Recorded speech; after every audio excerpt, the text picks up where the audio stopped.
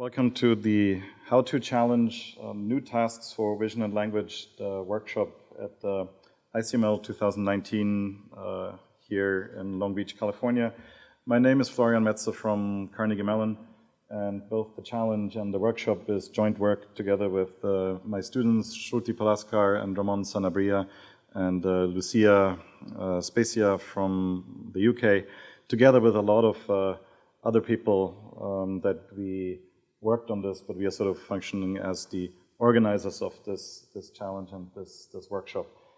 To give you an overview of what we're going to present today, we want to start the day with talking a little bit about the database that we've collected, the database that we've worked on, and the challenge tasks that we created on this database and the results that we've achieved in a workshop at the Johns Hopkins University last summer, and followed then by a series of invited talks on related problems. I see most of the speakers are already here. That's great. Thank you very much for coming. We'll have lunch at noon on your own, and we'll have a poster session and a break from 3 o'clock to 4:30, where all the posters, all the papers that have been submitted to the workshop will be presented. I hear that we can attach them to the walls, and there's stickers here, so I guess that'll work.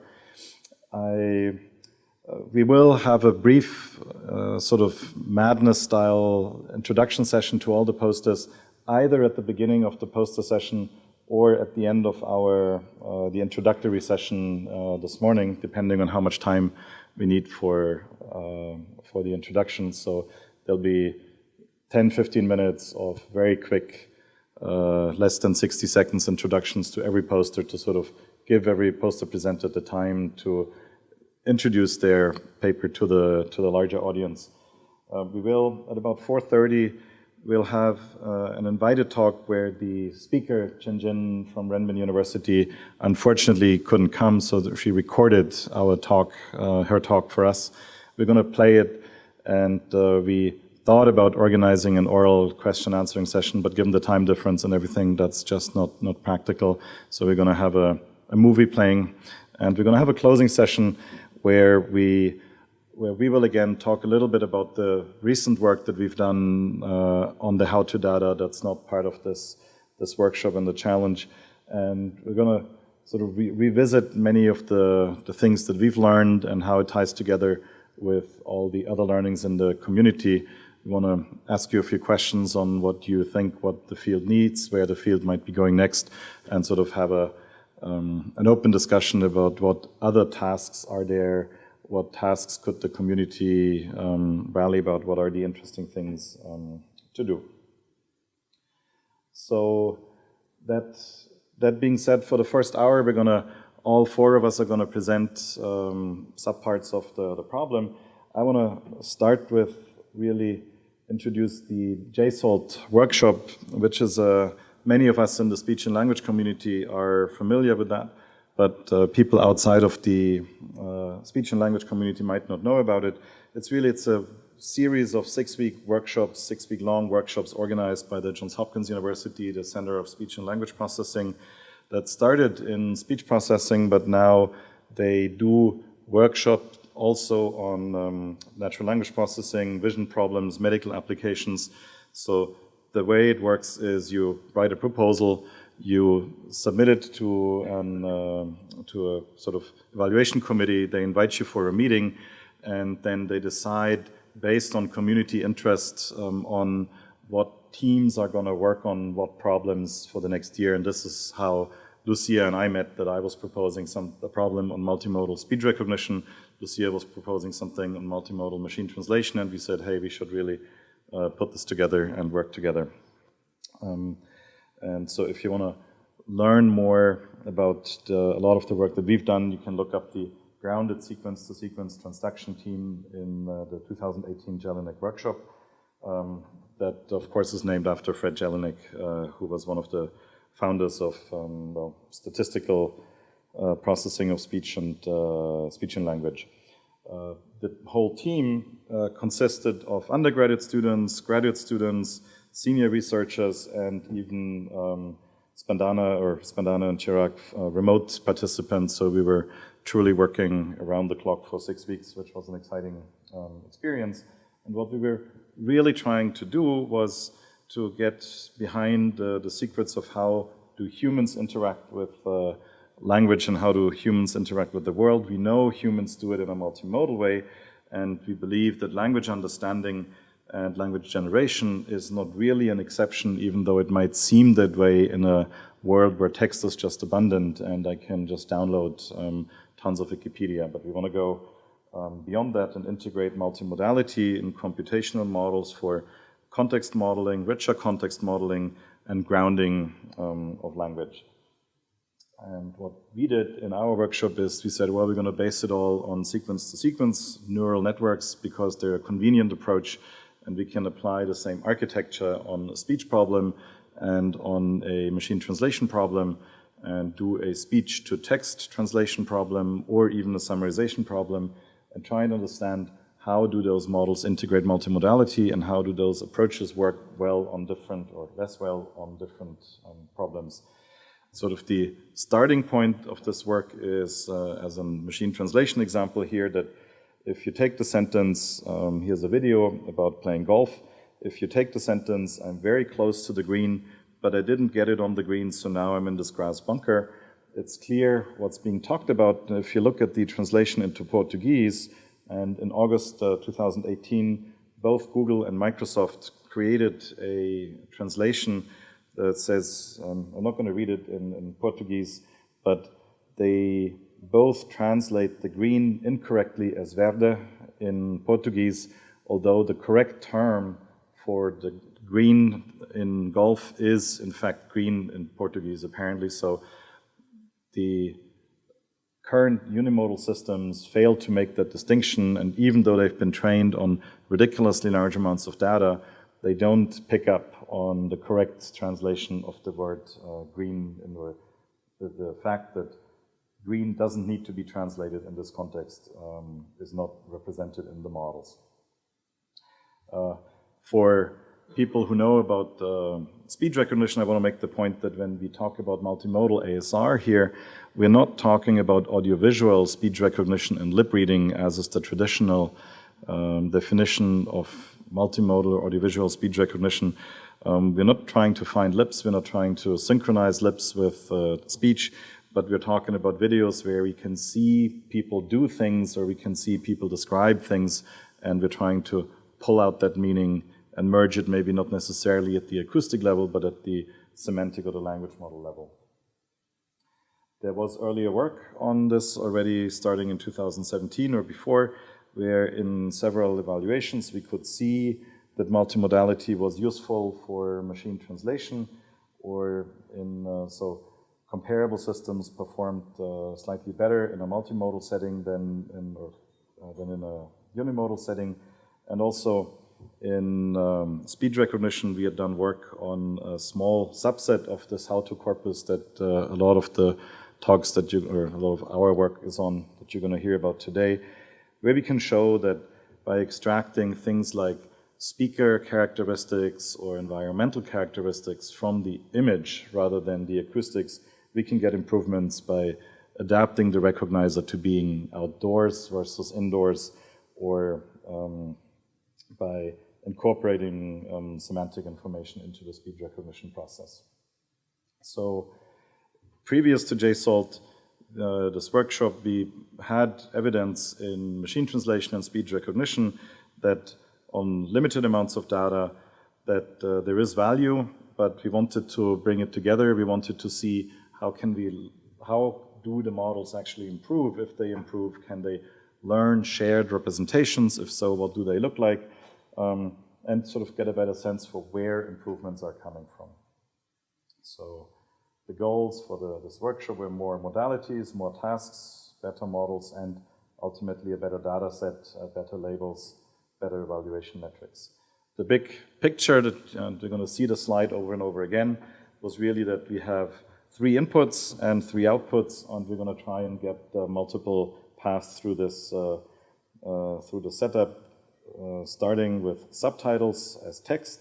starting with speech and starting with keyframes, videos, and we're going to generate either a translation, text in another language, a transcription of the subtitles, the speech in English, or a summary, which is sort of a 3-sentence description of a 90-second video that we were also able to scrape.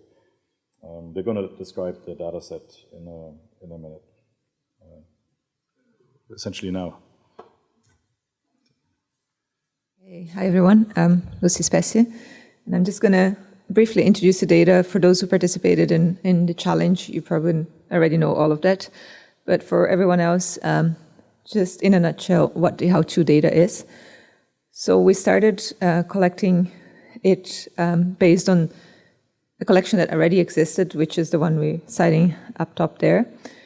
So these are instructional videos on how to do different tasks, from cooking some recipe to fixing something, or how to play an instrument and so on. So there's various topics there. So what we did in preparation for this JSOLT workshop was two main things. First, we collected translations for what was already there.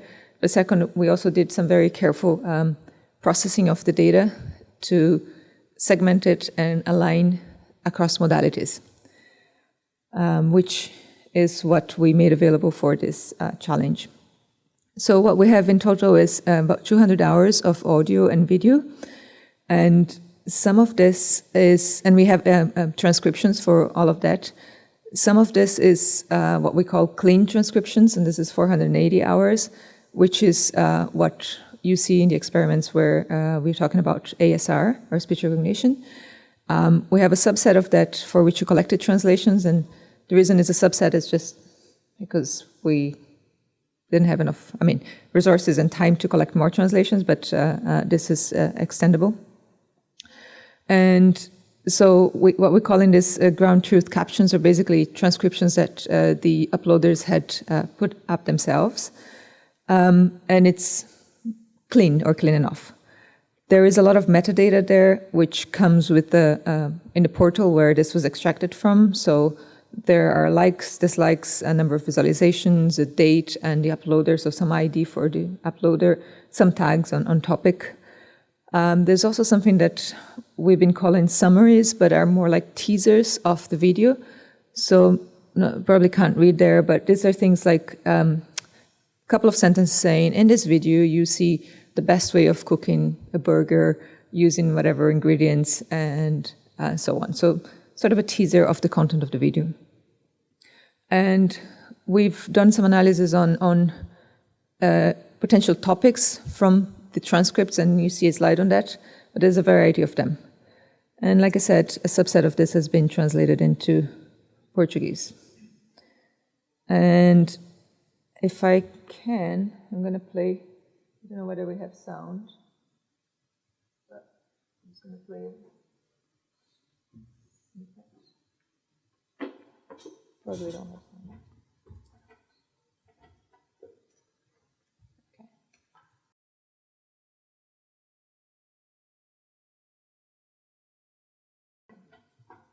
Selecting a teapot that is glass, it's always best to go with the best brand, because glass already is very fragile. So you want to buy something that can withstand the heat without worrying about pouring warm water in there to prepare the teapot. This is a Jena glass teapot. This teapot is amazing. You can put it in boiling water, then put it in the freezer, and it won't break. It is also handmade, where the spout, when you pour the tea, it's a dripless spout. You'll know what I mean in just a second. This is enough to show a couple of things. I'm not showing the transcript here, just a setting of Google, but so first of all, these are mostly like one speaker videos, so they're talking about one particular thing. They are often zooming in the objects they're talking about, so there's a hope that there's some sort of alignment between what they're saying and what they're showing in the video. And they're generally a couple of minutes long, and then they all follow sort of the same pattern. Some of them are outdoor, so you get a bit of background noise, but a lot of them, most of them are indoor videos. Right. So most, like I said, most of the work that we did was to collect these translations in a way that, and segment the videos in a way that we had alignments between all of the modalities. So to do that, to collect translations, we decided to go with the post-editing instead of asking translators to do it or people to do it from scratch. For cost reasons, we used crowdsourcing. So basically, Amazon Mechanical Turk. Actually, no, we used another version of it where we could get workers who spoke more languages, and this was Figure 8, which used to be called Crowdflower, and is used a lot in Europe and has a lot of workers who speak other languages than English and Spanish. And so we looked at different translation systems that provided online translations, and we did some internal evaluation and picked the one that had the best quality. And then we created this interface where we had segmented the videos. They were shown in sequence, a couple of 10 seconds or so per video. And we were showing the original segment of text in English and multiple possible translations at first for this initial evaluation, where they would pick the one that was the best, and then we selected the best system. But for the actual collection, we were only showing, so at the bottom there we have a screenshot of the interface, we're only showing the translation from the best system, and then we asked Turkers to edit what needed to be added to make it a good quality translation. They could copy the content of the original translation, of course. There was an easy way of doing that. And in order to try and guarantee that they were actually editing what needed to be edited, we did a bit of quality control by introducing some errors in a subset of the draft translations. And these were basically words that were really incorrect. So we were shuffling some word in the sentence by some other word that did not make sense in that context, and that we could easily check automatically whether that word had been edited or not. And if the word had not been edited, then we had to throw away all of the annotations from that worker and collect new ones. So there was quite a lot of work towards this quality assurance. The total cost was about $9,000 for this nearly 200,000 segments that we have in the end. This is some LDA analysis on the English transcripts to try and identify how many topics we had. And it's around 22 topics. Again, you probably can't read that. But you have some of the most predominant topics, and we just manually picked a word from the topic distributions there. But you have cook, you have chicken. These are the words from one of the topics. The paper describes the different topics, but they were mainly, like I said, cooking, fixing, playing, learning a new skill in general. And right, I think this is it. So we have more opportunities to talk about the data later if you have questions. But now we'll start with a sort of summary of some of the things that were covered in the 6 weeks workshop where we use this How2 data for different applications. So we'll start with Florian again.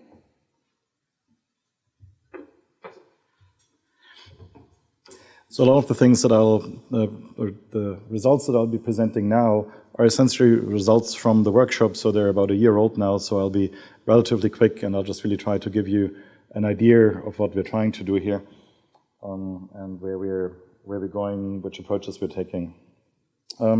So in the How2 videos, speech and visuals are often highly correlated, and earlier work already suggests that gains can be obtained by fusing. That wasn't even done by us, but sequence-to-sequence models provide an elegant framework for fusing visual information and acoustic information, when you can see things that you are loosening the bolt, or you locate the jack and lift the car, and you can observe these actions and objects in the videos. So what we've already done is we've seen improvements on smaller data sets with HMM, GMM-based systems, with CTC-based systems, and we can see perplexity improvements in a neural network language model. And in this workshop, we introduced a 300-hour training set to be compatible with the machine translation experiments, but we can also go to the full 2,000-hour data set and train bigger models to see bigger improvements. Essentially, to keep in mind, we have various baselines that I'm going to talk about, but all of them are at about 20% word error rate, which is given that a fair amount of the videos are actually outdoors and people doing various things in noisy environments is overall it's a reasonable baseline, I would think. Essentially what we're doing is we're taking a sequence-to-sequence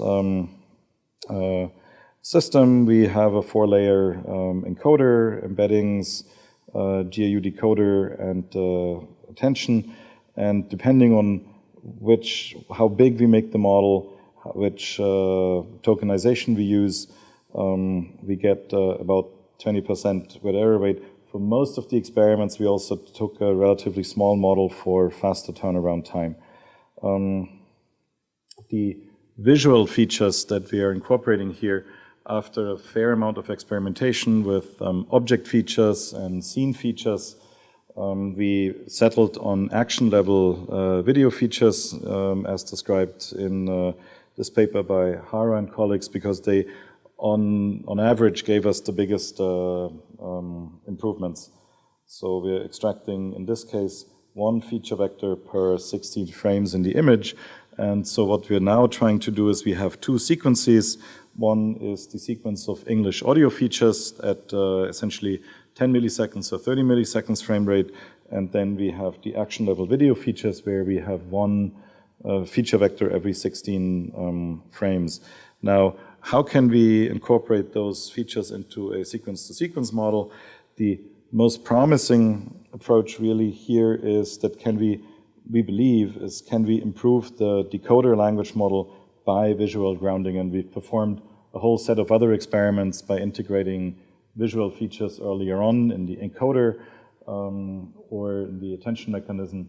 And all of these have advantages and disadvantages. So if you want to look at the details, I can point you to the papers. Even in this case here, there's a number of choices. Do we concatenate features? Do we add them? Do we perform element-wise multiplication? And we found that this averaging of the features seems to perform best, and it gives us small but statistically significant improvements over the baseline. But there is no clear winner in simply decoder-based fusion. There is another way of using it, which is essentially using hierarchical attention, which was described in a paper by one of our collaborators in 2017. And the idea here is, rather than just conditioning the decoder language model, we can learn the weights that we need to combine the attention on the audio features and the attention on the video features, and then do the concatenation or do the combination in a more selective way. And this also gives us the same, in the experiments during the workshop, gave us the same amount of improvements. So at the time of the workshop for pure speech recognition, the conclusion was similar to what we had before, that we see benefits from fusing acoustic and visual information, and we can see examples where we can demonstrate that the type of improvements that we see make sense, that we're fixing things that we should be able to fix by looking at examples, but there is no clear best method of integrating multimodal information. The next set of experiments that we performed was not on speech recognition, but on spoken language translation, and Ramon is going to talk about that.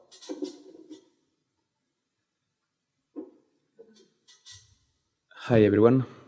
So my name is Ramon Sanabria. I am a student from Florian. I am going to talk a little bit about the experiments that we did in spoken language translation. So let's recap a little bit. So we have English speech, we have English text, and we have Portuguese text also. So the new thing that we want to try is, can we go from English speech to Portuguese text directly? So for doing that, we proposed 3 different multitask learning strategies. The first one, we call it many-to-one. Second one is one-to-many, and finally a hierarchical approach. So the first thing that we tried is going just straight away with a simple sequence-to-sequence model, feeding a speech in the beginning and trying to decode Portuguese at the end. So our surprise was that by doing this strategy and comparing it with a cascade model, where a cascade model is having 2 different model trains, one for ASR and another one for machine translation, we had a gap of 10%, 10 blue points, which is very considerable. So what we wanted to do during JSalt is to make this gap a little bit smaller with these models. So the first one is the many-to-one architecture. In this case, we have a general decoder that takes the encoded vectors from speech and from text at the same time. So in this case, we wanted to have a more general decoder that could work in both situations. So what we do is what we did also to train this model is a multiplexed training. In this case, we alternate each of the tasks, each of the encoders, with a probability. In this case, it's 70%. We also try to have the same attention in both encoders. So we saw that by doing that, we could get benefits from spoken to language translation, but for machine translation, we didn't get that much improvement. So the second model that we propose is one-to-many. In this case, we feed a speech and we try to decode English and Portuguese at the same time. And in order to incorporate both losses, we just sum them. Like we have one likelihood loss from the English side and another one from the Portuguese side, and we just sum them. So by doing that and comparing against the many-to-one model, we could see that one-to-many it was better just by alternating it, and we could get 3 blue points of that, which is very considerable also. So finally, what we propose is a hierarchical model, and this is basically inspired on how humans more or less understand when we're doing speech-to-text translation. So in this case, what we were proposing is first to have a model that tries to encode English, tries to decode English, and then take the hidden stage of this task and send it to another encoder to finally translate it to Portuguese. So during test time, we will not be using any English. This is just during training time. So we will be decoding English during training time, but not during test time. We could see that by doing that, we could get substantial improvements of about 5% blue points almost, and this was very, very good. So finally, just to summarize the conclusions for ASR and for spoken language translation, is that we observed that in multimodal ASR, we have more or less the same improvements and the same behavior in neural machine translation. We need to do, and we've done during this whole year, and we will see it in the next presentations, that we should revisit this temporal smoothing of visual features, and we should explore them better. Then in spoken language translation, what we observe is that one-to-many approaches are better than many-to-one, and that hierarchical SLT performs best, and we had some publications on that also. But there is also a gap that we need to close still from the end-to-end models to cascade models. Okay, now Shruti will talk about summarization. Yeah, thank you.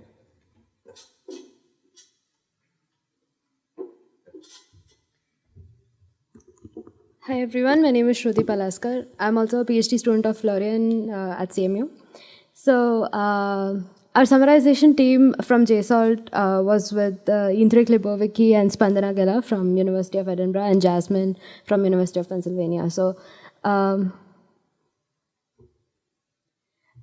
we saw the big picture earlier where we can start with the transcripts and generate the short summary, which is also a 2 to 3 sentence description of what happened in the entire video. It's like an overview of what happened in the video. So in our case, summarization refers to presenting a subset of information that is shorter than the actual transcript, but it can be fused across different modalities and can be made better based on the visual features that we observe in the video. Evaluation is tough for this, given that it's a text generation task, but we propose a new metric for this type of evaluation, and we'll see that soon.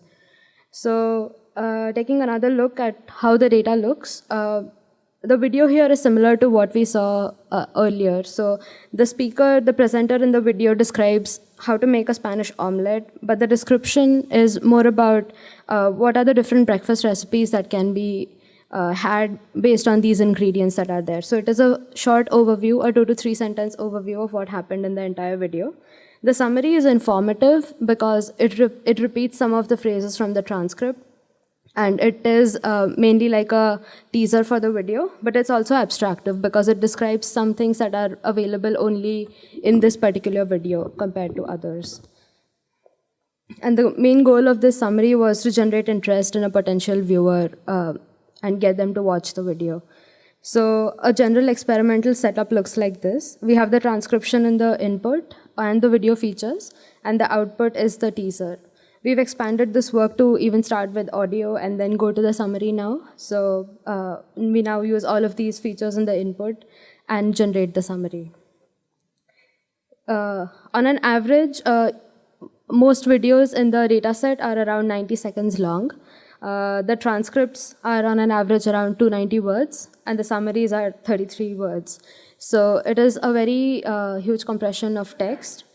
It is somewhat extractive but abstractive in the way that they propose new information in the summary that is not present in the transcription.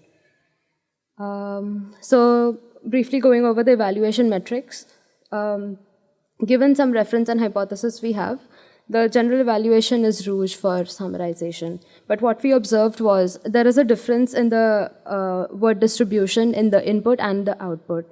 So most frequent words in the transcripts were something that are very conversational because the speech is planned although conversational.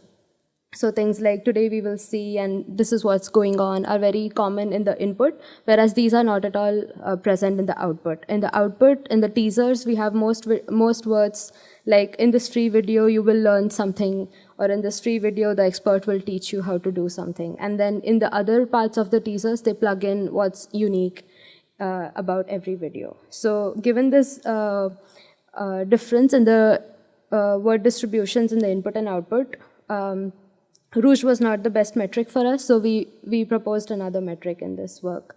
So a slight overview of how Rouge works. So given a reference and hypothesis, Rochelle works on finding the longest common subsequence in the input and output. So depending on the reference length, the hypothesis length, and the longest common subsequence, length of that, we compute recall and precision, and then finally the F-score. In the new metric that we propose, we call it content word F-score, where we do similar things, but we remove those phrases that occur very frequently, like in this free video and learn from an expert and so on. So, and then we do the matching. So based on this, our reference and hypothesis lengths change, and we no longer do longest common subsequence, but a word level F-score. So the recall is based on the number of individual matching words, same with the precision, and then we get an F-score. So the goal with this type of metric is so that we only focus on those words that are unique in every video and not affect the root score based on what are the templated forms, like in this free video or learn from experts. So we'll see with the results in different models that we have, how this metric shows that models are actually learning something valuable, like the content is more valuable than the templated nature. So the catchphrases that we remove from the teasers are these 6 words based on their occurrence. And Rochelle is also important still because it prefers style, but content F-score ignores fluency but prefers content. So because the task is new in a way here, the type of data that we are working with cannot be called completely like a summarization data set where usual work was with new summarization. So we established some simple baselines to see how the models that we later on build work. So the first one is a rule-based baseline where we make some rules that extract some particular sentences from the input and call that the new summary. So rules like the sentence that contains how to, or where the predicate is learn or tell or show or discuss or explain. We pick those sentences from the input and call that the new summary. Usually we saw that the second sentence in the transcript acts like the most informative rule-based summary. So this is an extractive model in a way, although it's not trained in extractive sense. So this sentence that we get here is an actual part of the transcript. And this model gives us a root score of around 16 and a content score of 18. But to see what this means, we'll see it in the context of other models. So the next baseline we build is a random baseline. Because the templates were very biased on things like learn from an expert, we just built a simple RNN language model that learns to only on the descriptions, that learns to sample from it and see what we get. So it's not trained on the input at all. And this still gives a very high root score. So, and the description that it generates is shown here. If you read it, you'll see that it doesn't actually make sense, but it still looks structurally correct. That's why root score was very biased in this case. But it's good to see that the content F score is very low. It's much lower than what we saw earlier. So this shows us that the content F score is capturing actual content, and if the output is only based on language model, it will give a lower score. Our next baseline is a nearest neighbor baseline where we take the description from the nearest neighbor based on topic space. So the topic space we saw earlier on word occurrence statistics. We take the description from the nearest neighbor of a video instead of its own description and compare it. So some nearest neighbors of clothes would be like these 2 examples we see here. The nearest neighbor itself performs well, but the model here performs similarly to the rule-based baseline. So the content F score is worse than all the sequence-to-sequence models that we'll see, but the root score is high. But it also again shows us that the sequence-to-sequence models, although they are harder to evaluate right now, based on the content score, we can see that they are capturing something meaningful. For multimodal experiments, we use the action features here, same as we did for speech recognition and spoken language translation. These are sequential action features extracted at entire video level. So first model, it's a sequence-to-sequence model that takes in the different action features in the input, and there is an attention layer over the different action features, and we have a RNN decoder and vocabulary. So a text-only model that is trained to go from transcripts to summaries gives a root score of around 54 and content score of around 47. And this model that only takes video features in the input, that does not take any transcription at all, still gets a root score of around 38 and content of 25. So we see that the action features are also very rich, and given that the content score is not as bad as what we saw in the baselines, it is able to reconstruct some of the descriptions just from the video features. Because the video features are a sequence, if we apply a single RNN in the input also, we get a huge improvement. So action features with an RNN give a content score of around 35. So without any text in the input, so it's quite good. So for multimodal experiments, we apply the same hierarchical multimodal attention that we did for other tasks, and with a text encoder in the as one of the hierarchical components and the action features as one of the hierarchical components. With this, we see that hierarchical attention gives us an improvement of around 1 root point and around 1.5 content F1. So we see that multimodal features are helping even in summarization. We tried some other experiments like context vector concatenation and hierarchical attention with RNN features with attention, but our conclusion was hierarchical attention works best.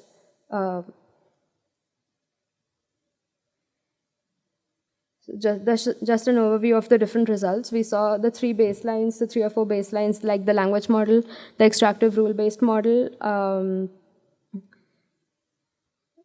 text-only inputs, action features, and text-only models with action features. So overall, the best model, like we saw earlier, was text plus action features with hierarchical attention. So some qualitative examples. So we tried to visualize attention over the transcripts in one of our in the hierarchically trained models, the multimodal model. So here we have an attention map of the transcript and the description. And we see some things like in the earlier part of the transcript, of the description, they mention the detail brush, which is mentioned twice in the entire transcript. And we see that showing up in the attention map. Similarly, with another set of abstractive details that were present in the transcript and the description, we see it showing up on the attention map.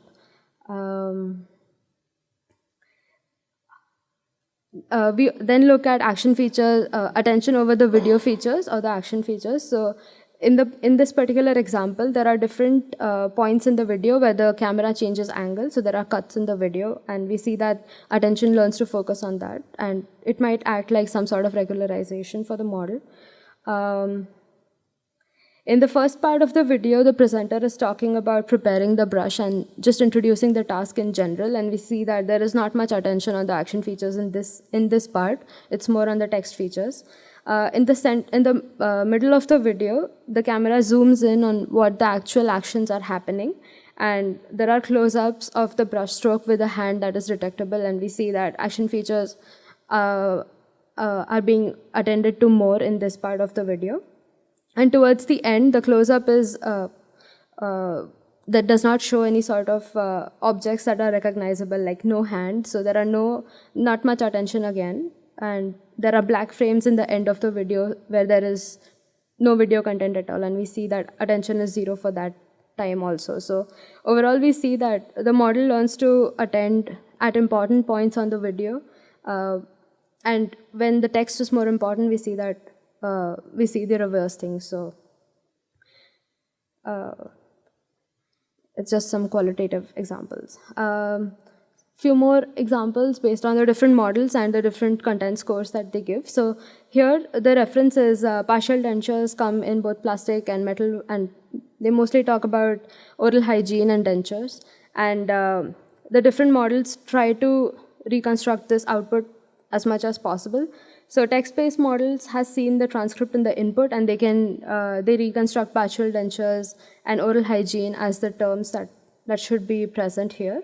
In action RNN model, there is no transcript in the input. There are only video features. So based on the video features, the model learned to associate this with vacuum cleaners, unfortunately, but also with oral hygiene video. But with just action features without an RNN, it's much worse. So capturing context within action features was important.